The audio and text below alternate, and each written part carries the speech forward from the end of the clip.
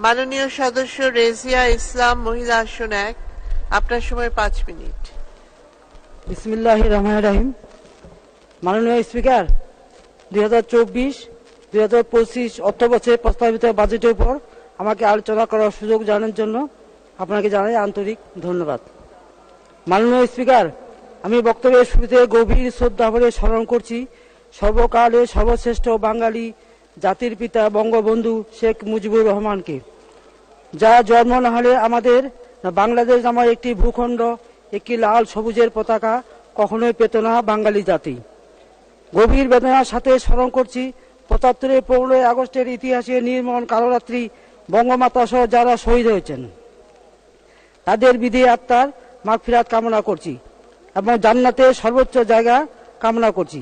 আরও শ্রদ্ধা ভরে স্মরণ করছি জাতীয় 4 নেতা, মহান মুক্তিযুদ্ধের 3 লক্ষ শহীদদের ও 2 লক্ষ সম্ভ্রমহামী মা বোনদের আমি বিশেষ কৃতজ্ঞতার সাথে ধন্যবাদ জানিয়ে হাজার বছরের ইতিহাসের নায়ক জাতির জনক বঙ্গবন্ধু শেখ মুজিবুর রহমানের জ্যেষ্ঠ কন্যা, বাংলাদেশ আওয়ামী লীগের সভাপতি, 5 বারের সফল প্রধানমন্ত্রী জননেত্রী শেখ হাসিনাকে, যিনি আমার জন্য একজন আওয়ামী লীগের ক্ষুদ্র কর্মীকে পঞ্চগড়বাসীর পক্ষে কথা বলার সুযোগ করে দিয়েছেন এই মহান সংসদে। মাননীয় স্পিকার, শ্রদ্ধা ভরে স্মরণ করছি আমার স্বামী বীর মুক্তিযোদ্ধা জনাব নুরুল ইসলামকে, যিনি 1971 সালে বঙ্গবন্ধুর ডাকে পাকিস্তানি হানাদার বাহিনীর হুলিয়া উপেক্ষা করে মহান স্বাধীনতা যুদ্ধে অংশগ্রহণ করেছিলেন এবং জীবনকে বাজি রেখে যুদ্ধে ঝাঁপিয়ে পড়েছিলেন।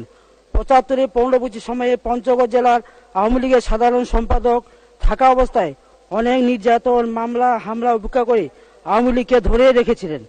আমি তার বিদেহী আত্মার মাগফিরাত কামনা করছি। মাননীয় স্পিকার, দ্বাদশ জাতীয় সংসদে প্রথম বাজেট 2024 সালের 6 জুন মাননীয় অর্থমন্ত্রী শত প্রতিকূল অবস্থার মধ্যেও মাননীয় প্রধানমন্ত্রীর দিক নির্দেশনায় মহান সংসদে 7,97,000 কোটি টাকা বাজেট উপস্থাপন করেছেন। এই জন্য অর্থমন্ত্রীকে আন্তরিক ধন্যবাদ জানাচ্ছি।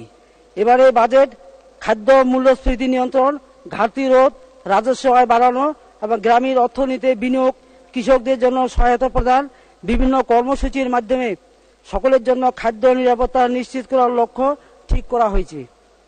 খাদ্য মূল্যস্ফীতির আঘাত থেকে দরিদ্রদের সুরক্ষা, সামাজিক নিরাপত্তা বেষ্টনী আওতা সম্প্রসারণের পাশাপাশি এ খাতে বরাদ্দ বাড়ানো হবে। টিসিবির মাধ্যমে বর্তমান 1 কোটি পরিবারকে কম মূল্যে খাদ্যপণ্য দেওয়া হচ্ছে এবং পরিবারভোগীর সংখ্যা আরও বাড়ানোর পরিকল্পনা হয়েছে, যা নিঃসন্দেহে প্রশংসার যোগ্য। মাননীয় স্পিকার, আমাদের দেশে বিদেশি বহুজাতিক সিগারেট কোম্পানি ভরে গেছে। এবারে বাজেটে নিম্ন স্তরের সিগারেটের মূল্য শলাকায় মাত্র 50 পয়সা বৃদ্ধি করা হয়েছে, যা খুবই কম। তামাকের ব্যবহার নিয়ন্ত্রণ, স্বাস্থ্য সুরক্ষা, রাজস্ব আয় বৃদ্ধির লক্ষ্যে এবং তামাক মুক্ত দেশ গড়তে বাজেটে নিম্ন স্তরের সিগারেটের মূল্য আরও বৃদ্ধি করার প্রস্তাব করছি। মাননীয় স্পিকার, কৃষি আমাদের প্রাণ। মাননীয় অর্থমন্ত্রী কৃষি ও কৃষকের কথা বিবেচনা করে কৃষিকাজে ব্যবহৃত নিত্য প্রয়োজনীয় জিনিস, বীজ, সার, কীটনাশক ইত্যাদি শুল্ক কর রেওয়াজ অপরিবর্তিত রেখেছে। এই জন্য মাননীয় অর্থমন্ত্রীকে ধন্যবাদ জানাচ্ছি। মাননীয় স্পিকার, স্বাস্থ্য মানুষের মৌলিক অধিকার। রাষ্ট্রের কাছে স্বাস্থ্য সেবা পাওয়া প্রত্যেক নাগরিকের সাংবিধানিক অধিকার। সংবিধানে 18(1) অনুচ্ছেদে অনুযায়ী সরকার দেশের মানুষের স্বাস্থ্য সেবা নিশ্চিত করেছে। মাননীয় স্পিকার, স্বাস্থ্য খাতে মোট বাজেটের 8% বরাদ্দ দেওয়া হয়েছে, যার ফলশ্রুতিতে স্বাস্থ্য খাতে ঔষধ, চিকিৎসা সামগ্রী এবং স্বাস্থ্য সুরক্ষা সহজতর হবে। ফলে দেশে দক্ষ ও স্বাস্থ্যবান জনগোষ্ঠী তৈরি হবে, যা দেশের টেকসই উন্নয়নের জন্য অপরিহার্য। মাননীয় স্পিকার, আমরা আজ মাননীয় প্রধানমন্ত্রী শেখ হাসিনার নেতৃত্বে স্মার্ট বাংলাদেশের দিকে এগিয়ে যাচ্ছি। এই বাজেটের মাধ্যমে সেই স্মার্ট বাংলাদেশ, স্মার্ট নগরায়ন, স্মার্ট জনগণ গড়ে উঠতে সহায়তা করবে। বিশেষ করে পিছিয়ে পড়া নিম্নবিত্তের মানুষ যাতে সমানভাবে এগিয়ে যেতে পারে সেদিকেও নজর দেওয়া হয়েছে। আমার বিশ্বাস বঙ্গবন্ধুর কন্যা দেশকে স্মার্ট বাংলাদেশে রূপায়ণ করতে পারবে ইনশাল্লাহ। মাননীয় স্পিকার, আপনার মাধ্যমে আমি আমার নিজ এলাকায় কিছু কথা তুলে ধরতে চাই। আপনি জানেন স্বাধীনতার পরবর্তী সময়ে আমার নিজ জেলা পঞ্চগড় ছিল সবচেয়ে অবহেলিত। 1 মিনিট। পরবর্তীতে স্বৈরাচার সরকার এবং বিএনপি জামাত শাসন আমলে আমরা আরো এক দফা পিছিয়ে পড়ি। বর্তমান সরকার ক্ষমতা গ্রহণের পর পঞ্চগড়ে ব্যাপক উন্নতির সাধন শুরু হয়, যা অব্যাহত আছে। তথাপি মাননীয় স্পিকার, স্বাস্থ্যসেবায় পঞ্চগড় জেলা এখনো অনেক পিছিয়ে। সর্বস্তরের জেলা পঞ্চগড় হওয়ায় বিশেষজ্ঞ কোনো চিকিৎসক পঞ্চগড়ে থাকতে চায় না।